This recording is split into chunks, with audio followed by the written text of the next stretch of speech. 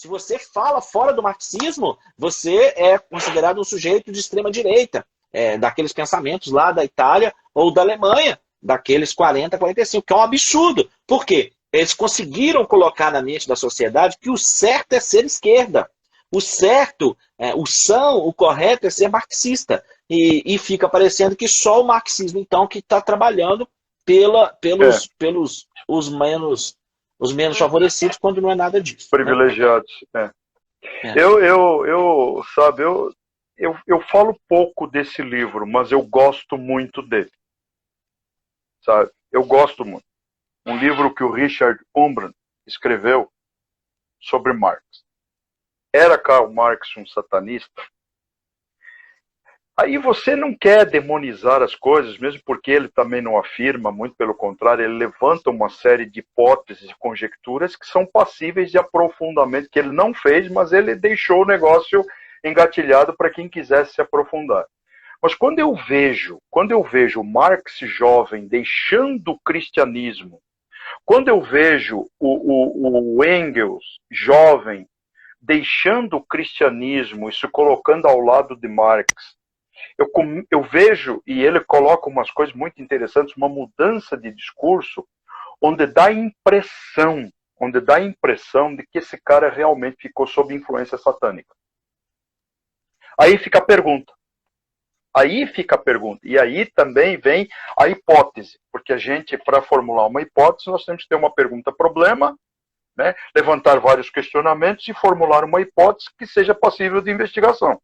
A minha hipótese passível de investigação é que tudo isso que o marxismo vem criando tenha tido um fundamento lá na juventude do Marx com um viés futurista. É aí que entra a questão escatológica. Pronto, é isso aí. O que o futuro nos reserva? O que toda essa fundamentação ideológica nos reserva? O que todos os proponentes ideológicos de movimentos que se levantam nos reserva para o futuro? Não é um domínio de Satanás sobre essa terra? Não é um domínio do anticristo sobre essa terra? Com base em que teorias ou ideologias? Obviamente que aquelas que vão pender ao totalitarismo. Se o Estado é o governo, o anticristo é o governo, o anticristo é o Estado, ele que depõe. E tem um falso profeta ao lado dele, por quê? Porque ele tem as massas religiosas sob controle.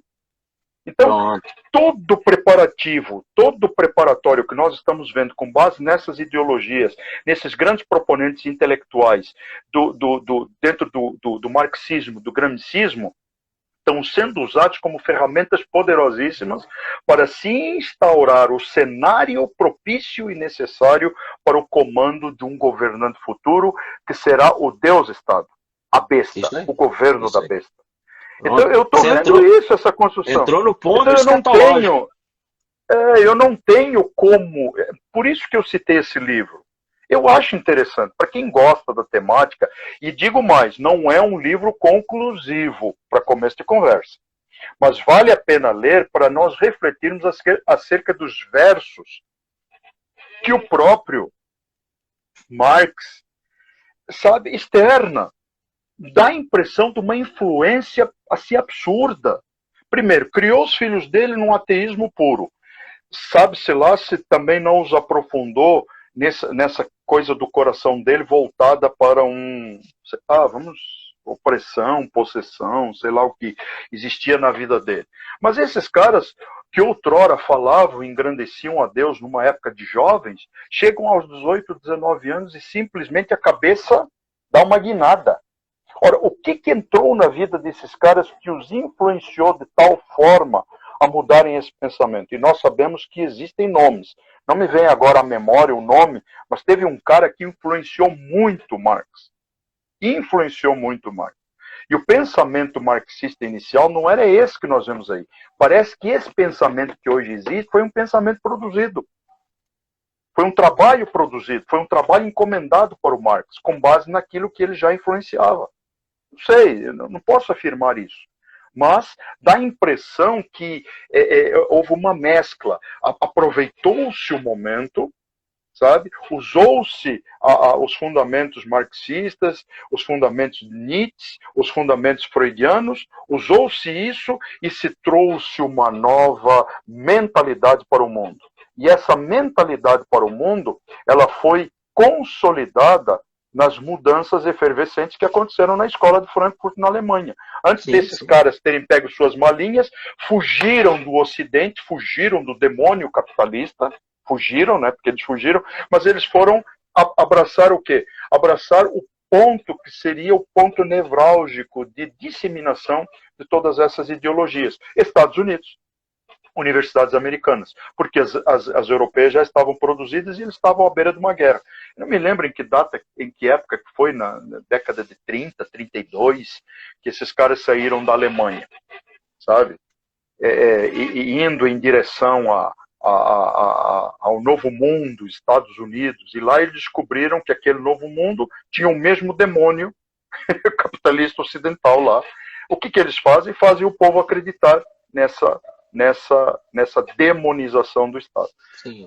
Olha, eu digo, eu afirmo para os nossos irmãos, nós precisamos de cabeças-chave, nós precisamos de pessoas que se levantem. Não vou dizer que eu sou uma delas, porque eu já estou naquela fase, mas eu gostaria de ser um incentivador de jovens que realmente queiram se levantar com argumentos sólidos. Agora, não para debate. Essa é a ideia da live. Eu não recomendo jovem crente ir para a universidade debater com esquerdista. Vai tomar na cabeça. Sim. Porque não está preparado para isso. Inclusive, eu gravei uma live com esse tema. O cristão e a universidade. E eu trago alguns pontos ali. O primeiro eu falo assim, ó. Tenha em mente que você foi lá buscar seu diploma. Segundo, não caia nas ciladas, porque eles te provocam para esse debate, para ver se te fecha, se te ridicularizam, aí o sujeito não informa. Terceiro, tenha boas literaturas à mão que fortaleça a sua fé. Quarto, cerque-se de pessoas que vão orar por você, que você vai poder contar as opressões que você está passando lá na mão dessas pessoas e que vão poder interceder e orar por você. Minha amiga Valma colocou aqui, vou assistir tudo de novo depois para ruminar. Muito rica essa live, até fixei. Souza, quando você traz essa questão da live, da escatologia, Manuel está falando, excelente conteúdo nessa conversa, parabéns. Quando você traz a questão escatológica para essa live, eu queria ler Daniel 2, 41 ao 43. Livro do profeta Daniel, 41 ao 43. Quanto ao que viste dos pés, dos artelhos, em partes de barro, de olheiro e em partes de ferro, será esse um reino dividido. Contudo, haverá nele alguma coisa da firmeza do ferro, pois que viste o ferro misturado com barro de lodo. Como os artelhos dos pés eram em parte de ferro e em parte de barro, assim por uma parte o reino será forte, e por outra será frágil. Quanto ao que viste do ferro misturado com barro de lodo, misturar-se-ão mediante casamento, mas não se ligarão um ao outro, assim como o ferro não se mistura com o barro. Daniel 2, 41 ao 43. Eu vejo aqui, Souza, resgatando lá atrás, quando você trouxe a questão da dialética, nós começamos a falar ali sobre a dialética. Eu percebo aqui esse governo do anticristo, essa coisa que está sendo preparada, e quando você fala que parece que esse material foi preparado para ele colocar em cena, foi porque o comunismo ele tinha que surgir. O comunismo ele vai surgir aqui como uma dessas duas formas de governo. O capitalismo surge como outra forma de governo. Então são duas formas antagônicas, a tese e a antítese. Não é?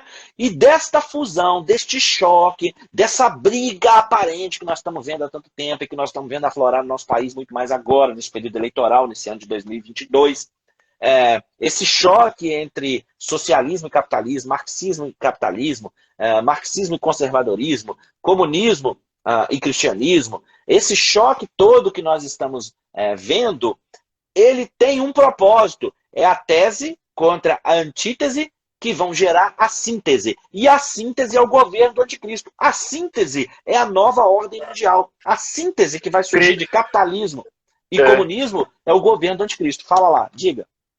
Não, eu não queria te interromper, mas me veio o pensamento, cria-se o caos, que é o que está sendo criado hoje, cria-se o caos, porque o mundo está caminhando para o caos. Estão fabricando a terceira G mundial. Né? Isso, exatamente. Depois cria-se a solução para esse caos, que é o surgimento do grande avatar educador da nova era, e daí nós temos a síntese, que é exatamente a culminar desse governo anticristão, desse governo antivalores éticos, que será totalitário para o futuro. É exatamente isso. Exatamente Isso. É isso que muita gente não está entendendo. Essa fabricação desses conflitos que estão acontecendo com Israel, lá na Palestina, e com essa respiração contra o Irã, em Síria, a Rússia e Ucrânia, China, Taiwan, Coreia do Norte, Coreia do Sul, Estados Unidos no meio dessa coisa toda e sendo acesas várias fogueiras no mundo para tirar a capacidade de ação dos Estados Unidos de intervenção imediata em um lugar. Tudo isso é fabricado e tem um propósito. Toda essa guerra de narrativas que nós estamos vendo, de marxismo e conservadorismo, de comunismo e cristianismo, tudo isso que nós estamos vendo, gente, isso tem um propósito, é uma tese com uma antítese que vão se chocar e todo mundo vai pedir uma solução para parar esse problema, porque nós estamos prestes a ver a grande potência comunista entrar numa grande G com a outra potência capitalista. Então, desse conflito todo, dessa fumaça toda, as pessoas vão começar a pedir paz. Que venha essa paz, de onde quer que ela venha, mas que ela venha. Que venha uma solução. E essa solução será a síntese. Um governo de síntese. O governo da não. Né? Vai ser um desejo coletivo. Souza, a Sônia está falando aqui, queremos mais lives como essa para clarear mais nossa mente. Eu orei, eu pedi a Deus, Souza, que essa live fosse assim, que nós conseguíssemos tratar esse conhecimento de uma forma que pudesse clarear a mente das pessoas. E nós já conversamos sobre isso, irmãos. Nós teremos outras temáticas dentro dessa perspectiva, né, Souza?